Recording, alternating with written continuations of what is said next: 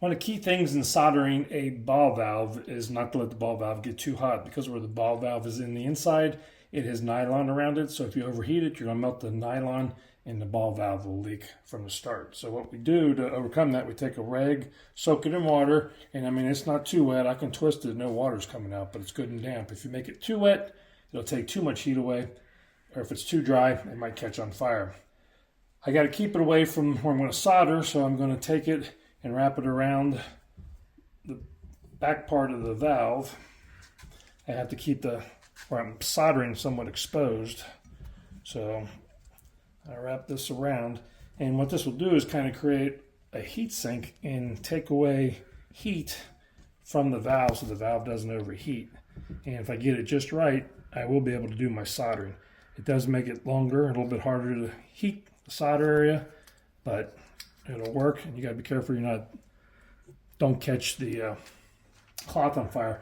And so I won't shoot the fire back at the cloth. I need to shoot it kind of away from the cloth. So I'm going to start up this, and it's going to get real noisy, and I probably won't be able to talk.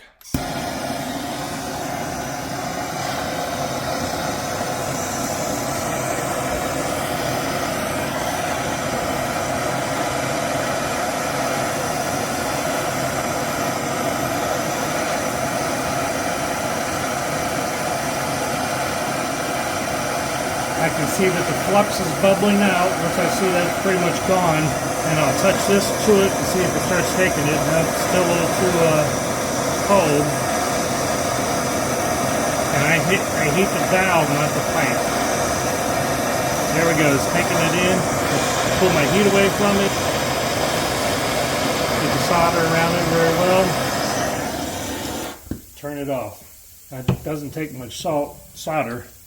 And you can hear this sizzling, and you can see the steam coming off of it. That's because it's taking the heat off the valve. And I'll just leave that there until it cools down. So that way you can do a good solder job without ruining your ball valve and causing it to leak.